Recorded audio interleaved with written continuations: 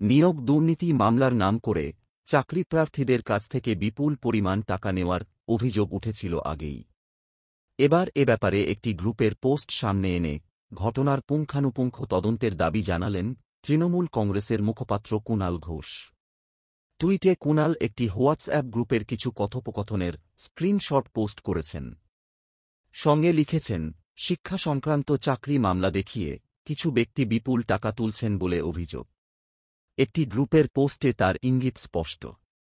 এসব কথা আগেও কানে এসেছে। বহু সংখ্যক কর্মপ্রার্থীর কাছ থেকে মামলার নামে বিপুল টাকা তোলার কথাগুলি সত্য কিনা জানতে তদন্ত হোক। অভিযুক্তদের হেফাজতে নিয়ে জেরা দরকার। কি রয়েছে কুণালের পোস্ট করা স্ক্রিনশটে? 2014 সালে বঞ্চিত টেট পাস শীর্ষক ওই গ্রুপে একজন লিখেছেন, একজন লইয়ার আমার পরিচিতর কাছ থেকে 20,000 টাকা নিয়েছে কেসের জন্য। তাকে সমর্থন জানিয়ে আরেকজন লিখেছেন, ফিরদৌসের কাছে গিয়েছিলাম, বলছে 25,000 দাও হয়ে যাবে। আমি কথা না বাড়িয়ে বেরিয়ে এলাম। আরেকজন লিখেছেন, কেস করতে গিয়ে 1 লক্ষ টাকা জ্বলে গেল। কুণালের পোস্ট থেকে স্পষ্ট, কিছু আইনজীবীকে ইঙ্গিত করা হয়েছে। এই ফিরদৌস বলতে কাকে বোঝাতে চেয়েছেন?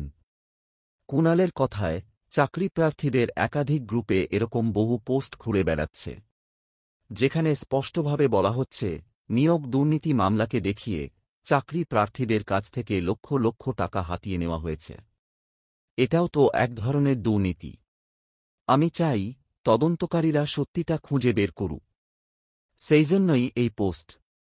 তৃণমূল মুখপাত্রের এহেন পোস্টকে ঘিরে কমেন্ট বক্সে উঠে এসেছে মিশ্র প্রতিক্রিয়া। অনেকে যেমন কুণালের বক্তব্যকে সমর্থন জানিয়েছেন, তেমনি অনেকের আশঙ্কা প্রকৃত চাকরি চোরদের বাঁচাতে নতুন করে পুরো বিষয়টাকে গুলিয়ে দেওয়ার চেষ্টা হচ্ছে।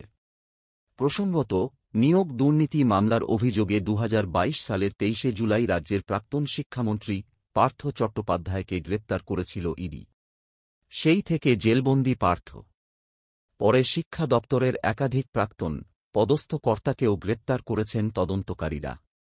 গত 22শে এপ্রিল ওই মামলার রায় দিতে গিয়ে 2016 সালের এসএসসির পুরো প্যানেল বাতিলের নির্দেশ দিয়েছিল কলকাতা হাইকোর্টের ডিভিশন বেঞ্চ।